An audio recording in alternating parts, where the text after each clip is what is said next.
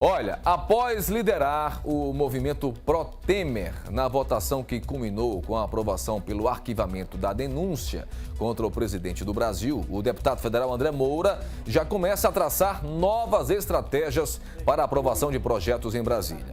Esta manhã, o líder do governo do Congresso visitou a TV Atalaia e falou sobre vários temas, entre eles os novos investimentos para Sergipe. Confira na entrevista da repórter Aline Aragão. Olá, Tiago. Boa tarde. Boa tarde você que assiste ao Balanço Geral Sergipe. É isso mesmo. Com o resultado, a expectativa agora é que o país se estabilize e a economia continue crescendo. E para falar sobre esse assunto, eu vou conversar com o deputado federal André Moura, que é líder do governo no Congresso. Deputado, boa tarde. Esse resultado já era esperado, já que o governo ele tinha a maioria? Boa tarde. Boa tarde. Olha, resultado já esperado. A nossa base já demonstrava claramente total confiança no presidente e, acima de tudo, a responsabilidade de um governo que tem indicadores da economia que mostram que o país realmente está virando a página da crise. Se nós analisarmos, nós tivemos uma inflação no início do governo do presidente Temer acima dos 10%, hoje ela é uma inflação controlada de 4%, geramos nos últimos 3 meses 103 mil novos postos de trabalho de carteira assinada, iniciando um combate exatamente aos 14 milhões de pessoas desempregadas por culpa da política econômica equivocada do governo anterior, do governo do PT. A balança comercial no Brasil tem uma perspectiva de fechar o ano com superávit de mais de 59 bilhões de dólares. No mês de junho, os depósitos na caderneta de poupança superaram 6 bilhões de reais em relação ao saques. Então, os indicadores mostram que o país está no caminho certo. Exatamente por isso e por ter essa consciência e por entender que o país não pode ter 4 governos em apenas 3 anos. Tivemos o governo da ex-presidente Dilma, que terminou em maio do ano passado, o governo do presidente Temer, para termos um outro governo interino agora, para poder ter depois um outro governo em janeiro de 2019. Isso é um absurdo. Toda uma política econômica, ela deixa de existir e é impossível, num governo, você montar uma política econômica em menos de um ano. Exatamente por isso, a nossa base se mostrou sólida, coesa, rejeitou a denúncia, viramos essa página e agora, naturalmente, é continuar trabalhando para poder tirar o Brasil definitivamente dessa crise. Como é que fica a estabilidade econômica a partir de agora? Olha, a estabilidade econômica a partir de agora com a estabilidade política, porque era uma das nossas preocupações. Toda essa instabilidade política gera, logicamente, uma estabilidade econômica. Com essa agora estabilidade política, nós vamos avançar na pauta econômica. Nós temos, por exemplo, medidas provisórias a serem votadas nos próximos dias são importantes, como a medida provisória que cria a TLP, que vai substituir a médio e longo prazo a TJLP, que tem um impacto direto na economia.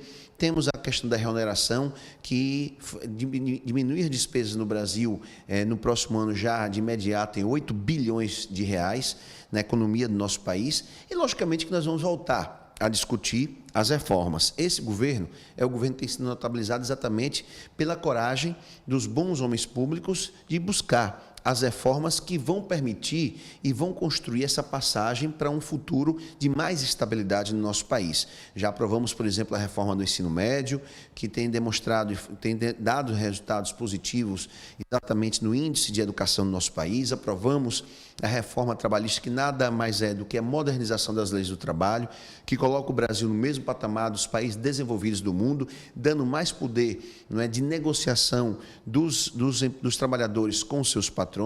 E agora, logicamente, que nós vamos avançar na pauta da reforma política para aproximar a classe política mais da população, na pauta da reforma tributária, que é importante. Nós temos que rediscutir o PIS, o COFINS, mas principalmente a guerra fiscal, que infelizmente ainda é muito perversa, fazendo com que essa guerra fiscal do ICMS traga exatamente distorções entre os estados da federação, e aí, logicamente, que voltar a discutir alguns pontos também que são importantes, como, por exemplo, a questão da reforma da Previdência. Você acredita que o governo consegue aprovar a reforma da Previdência?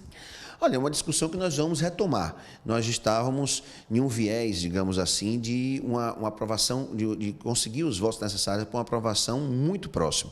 Tivemos um problema, que foi exatamente quando vazou, essa denúncia do diálogo, que é um diálogo que não se sustenta nem juridicamente, tanto é que nós rejeitamos a denúncia.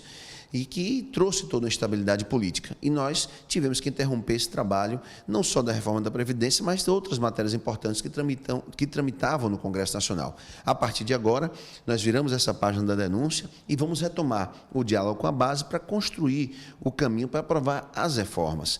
Mas na certeza de que esse caminho que nós vamos construir para aprovar as reformas é, sobremaneira, o caminho que permite que o país possa, no futuro, garantir, principalmente para as próximas gerações, não é, o direito à aposentadoria, o direito às pensões, o direito a um sistema previdenciário que nós tenhamos a certeza que ele vai continuar existindo no Brasil.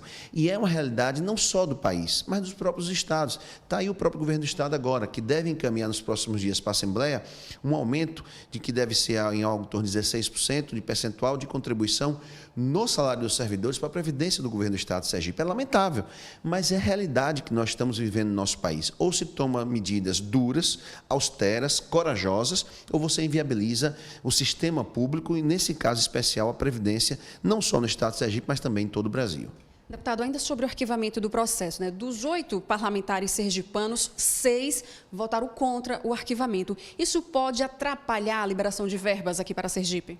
Olha, eu tenho certeza que o compromisso já demonstrado pelo presidente da República com o estado de Sergipe vai fazer com que o comportamento, a posição, os votos dos deputados não prejudiquem o nosso estado. Nós temos que reconhecer que, se nós fizermos até um comparativo proporcional, nos últimos meses, em especial de dezembro do ano passado a julho desse ano, o estado de Sergipe ele teve um olhar especial por parte do governo federal. Se nós compararmos, por exemplo, os 8 anos do ex-presidente Fernando Henrique, os 8 anos do ex-presidente Lula, os 5 anos da ex-presidente Dilma e esses últimos 7 meses da gestão do presidente Temer, Sergipe foi um estado que nessa gestão foi muito mais beneficiado que em todos os outros governos proporcionalmente.